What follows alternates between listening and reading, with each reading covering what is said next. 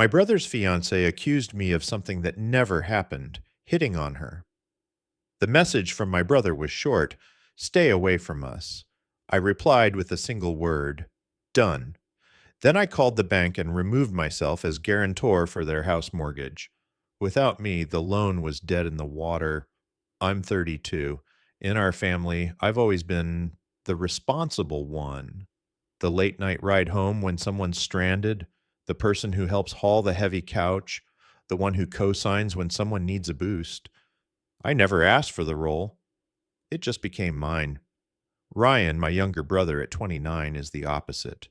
Charming, spontaneous, allergic to planning ahead. His fiancée, Cynthia, matches him perfectly. Magnetic, intense, obsessed with curating the perfect Instagram-worthy life. I never clicked with her. She had this way of giving compliments that cut at the same time. "It's amazing how stable you are," she'd say, with that smile that never touched her eyes. It always felt like she was calling me boring.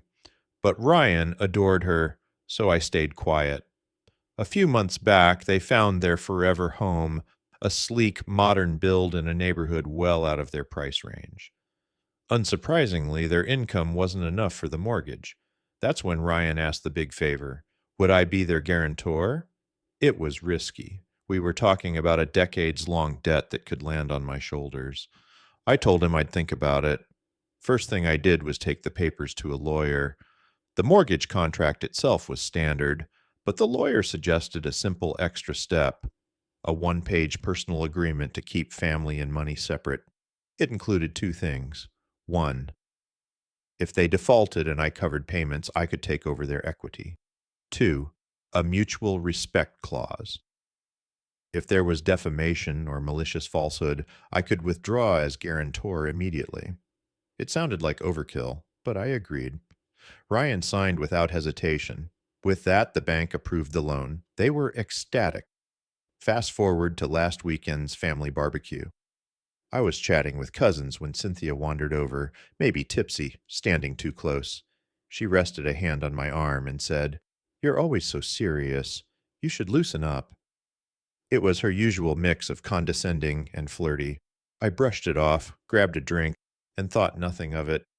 2 days later, my phone blew up with a wall of angry text from Ryan. Cynthia had apparently been in tears, telling him I'd been making her uncomfortable for months, and that the barbecue moment was the final straw. She claimed I'd cornered her and whispered that she was too good for him, that she should be with a real man who could provide. It wasn't a misunderstanding. It was a hit job. Looking back, I realized she'd been planting seeds for months, telling Ryan I was judgmental, too involved, subtly undermining me. I called Ryan. No answer. Called again. Straight to voicemail. Then another message came through. "I can't believe you do this to us. Cynthia is devastated. Stay away." And that was it. My brother was gone from my life in the space of one day. Instead of anger, I felt a strange calm. She didn't just want me out of the picture. She wanted my support without my presence. She wanted the house, but not me. I picked up my phone and called the mortgage advisor. "Due to a serious personal conflict," I said, "I'm withdrawing as guarantor for Ryan and Cynthia's loan." There was a pause.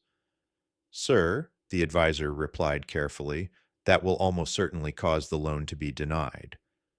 "I'm aware." I hung up, blocked both numbers, and went to bed. The quiet lasted 3 days. I figured the next contact I'd get would be a stiff, formal envelope from the bank. Instead, there was pounding on my front door at 10 o'clock at night. Through the peephole, I saw Ryan. He looked wrecked, like sleep had been optional for days. I opened the door and waited. "What did you do?" His voice was thin and shaky as he pushed past me into the living room. "Exactly what you told me to," I said, closing the door. "I'm staying away." "The bank called," he snapped. "The loan's dead. They said you pulled out. You killed the whole thing. Why?" I stared at him. The lack of self-awareness was almost impressive. "Are you serious, Ryan? You accuse me of trying to steal your fiancée, tell me to cut you out of my life, And you can't figure out why I wouldn't keep a multi-$100,000 guarantee tied to you.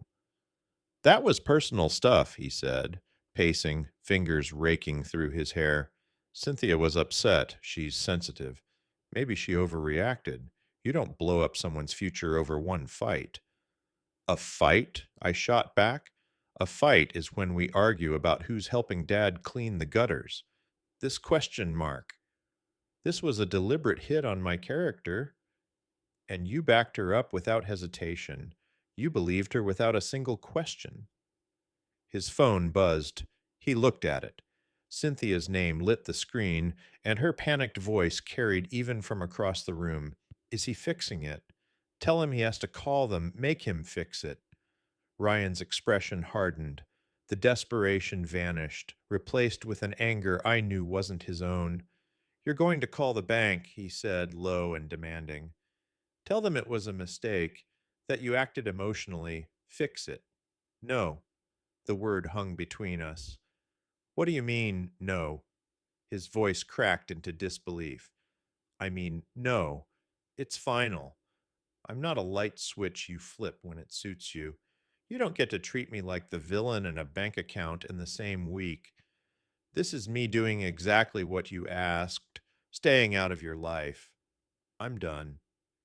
For a second, I saw my little brother, scared, lost. Then it was gone, replaced by the man Cynthia had molded him into. So you're really going to let our dream die out?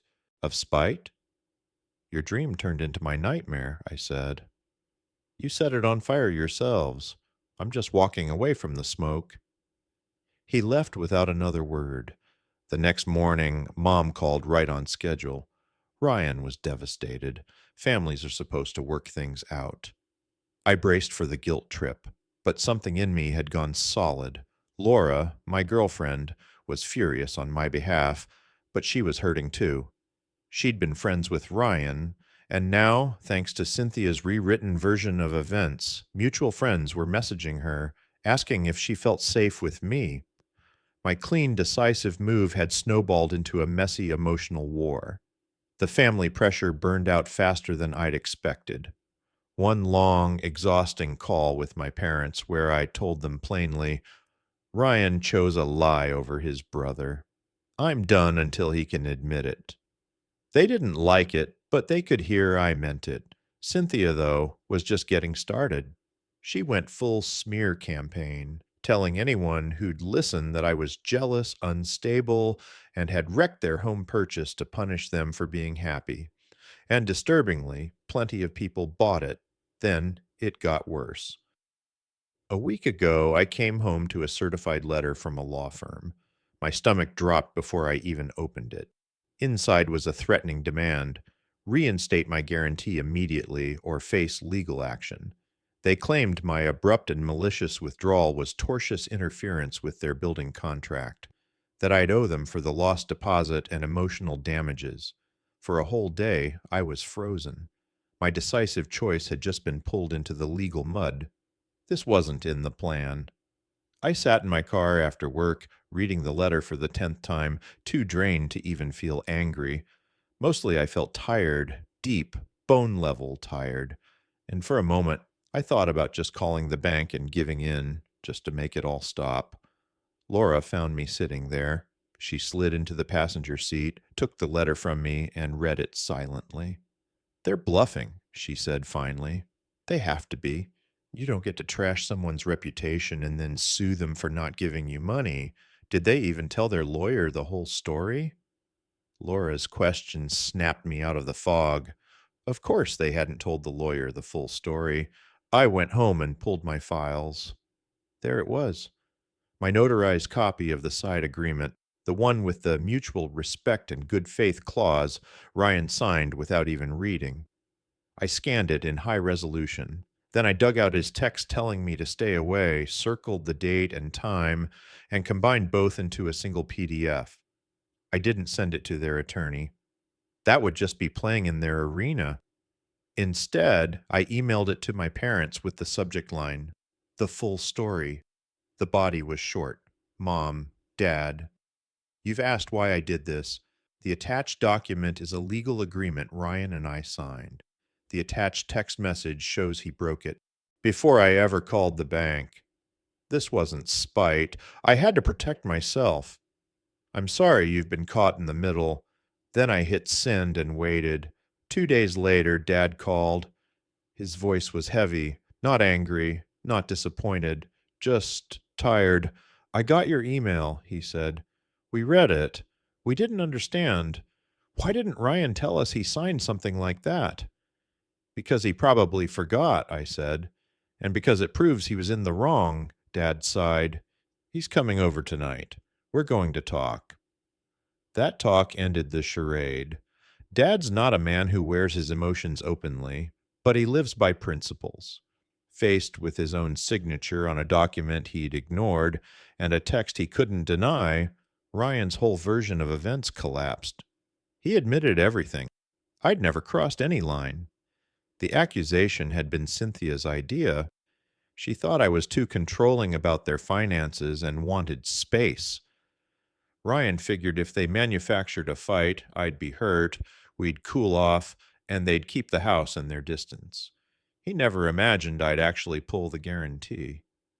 The next day, my parents visited their apartment. The house was officially gone, so was their deposit. Mom said the scene was awful. Cynthia tried the victim act again, crying about how we were all turning on her. And that's when Mom, the one who'd been pushing the hardest for reconciliation, finally broke. No dramatic speech, just tears in her own eyes as she asked, "How could you do this to our family? How could you do this to him?" The legal threats vanished after that.